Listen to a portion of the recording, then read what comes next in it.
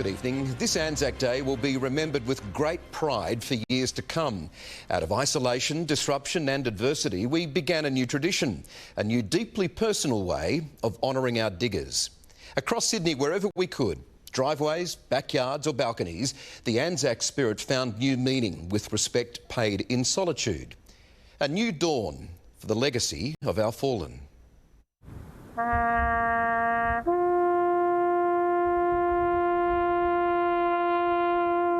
From the bridge to the house to our homes. At the break of dawn, Australians stood apart together, street after street of flickering candles illuminating the spirit of the Anzac. From our railway stations, gathered by roads, in driveways and on balconies, silence swept through our suburbs and towns as a country in lockdown honoured the nation's fallen.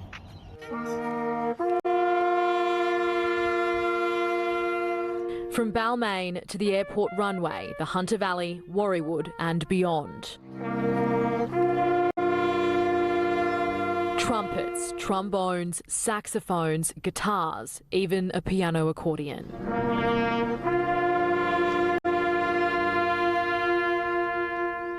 From Sydney to Brisbane to Melbourne, a nation in harmony, socially distanced over thousands of kilometres, ended with a great silence. A moment in time to remember those who gave everything. As the pandemic physically forces us apart, people continue to find ways to come together and share special moments. Even though this ceremony is far from traditional, it will be remembered. It's in the minds, in the hearts. Rather unusual, but beautiful. Yeah, it brings back a lot of memories. They shall grow not old. At Coffs Harbour, Vietnam veteran Bill Roffey used a computer to broadcast to the street below his home. 2020 Anzac Day, very special, probably a once-in-a-lifetime thing that won't ever happen again. At Canamble in the state's west, locals had speakers mounted to a boom to send a clear message. We were very determined to have a service. It was very important to me. Later, decorated heroes confined to a nursing home were honoured with a drive past. Technology, mate. Zoom has replaced the pub catch-up this year.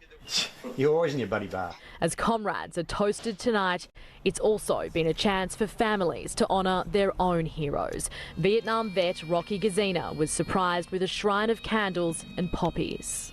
This is beautiful, unexpected and emotional. Yeah.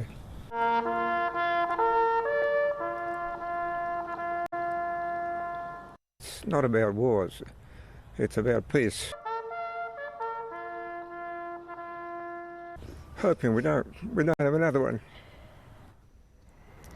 Miley Hogan's at the War Memorial in Hyde Park tonight. Miley, good evening. An official service was held there this morning, but obviously the public were asked to keep away. Michael, they were, and the service heard that was a decision that was not made lightly. It was done to protect the veterans and the general public from coronavirus. The ban on mass gatherings did change the way we commemorated today, but it did not make those services any less special or significant. The usual mass crowds in Sydney were today replaced by a small, solemn event with the public invited to take part from their living rooms. A minute's silence at Sydney's War Memorial and Cenotaph.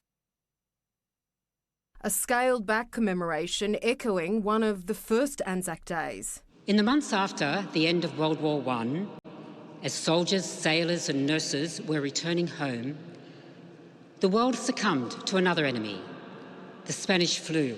Preventing marches and parades for returning veterans. 101 years on, the state service seen only on our screens. I encourage you to join us at home in this special act of remembrance. The solemn words of a Gallipoli veteran read by the Premier. These long forgotten dead with sunken graves, some crossless with unwritten memories. Their only mourners are the moaning waves. Today, the fallen, not forgotten. The day taking on renewed significance. With courage, let us all combine to advance Australia fair. At the time, the dawn service would typically commence, the cenotaph in Martin Place uncommonly bare. They were young, straight of limb, true of eye, steady and aglow. But as day broke, people came little by little to remember. Australians were reminded that in this time of crisis, we can honour the Anzacs by sharing their values. That right now, it's our duty to unite and protect the vulnerable with the same courage, endurance, ingenuity and good humour. We pull together with the Anzac spirit. It is like fighting a war and we all do it together. Our Governor laying a single wreath on behalf of the state, remembering the past with a nod to the future. Let us look forward to the warm handshakes, the proud countenances and the camaraderie, which we will enjoy again.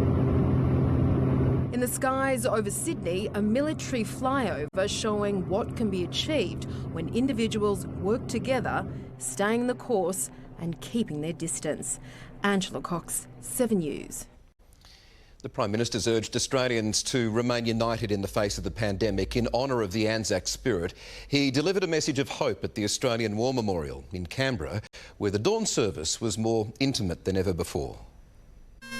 Dawn at the tomb of the unknown soldier and a new Anzac Day.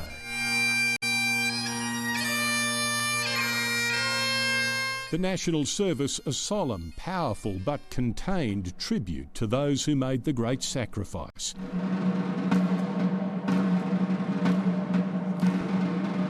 The War Memorial hosting a select few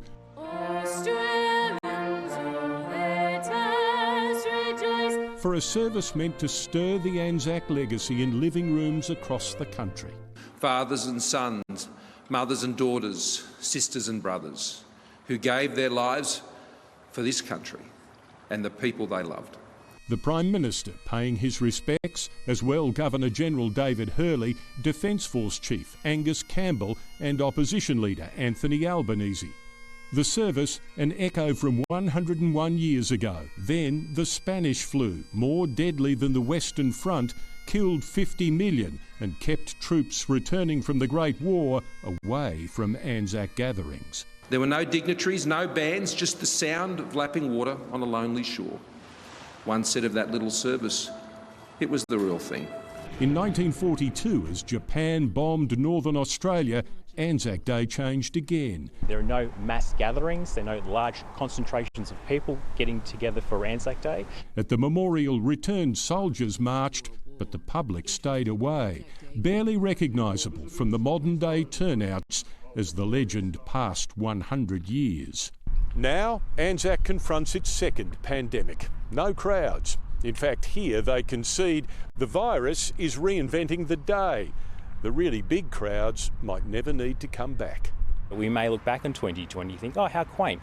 This is when we started to just commemorate at home. This is when our commemoration went digital. The Governors-General of Australia and New Zealand joined for a both sides of the ditch Anzac message. David and I acknowledge the enduring bonds forged between our two countries by the Anzacs. We are proud of our Anzac forebears.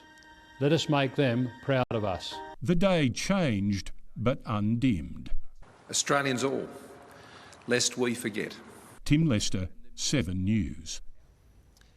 Sacred sites around the world, usually packed with pilgrims, were eerily quiet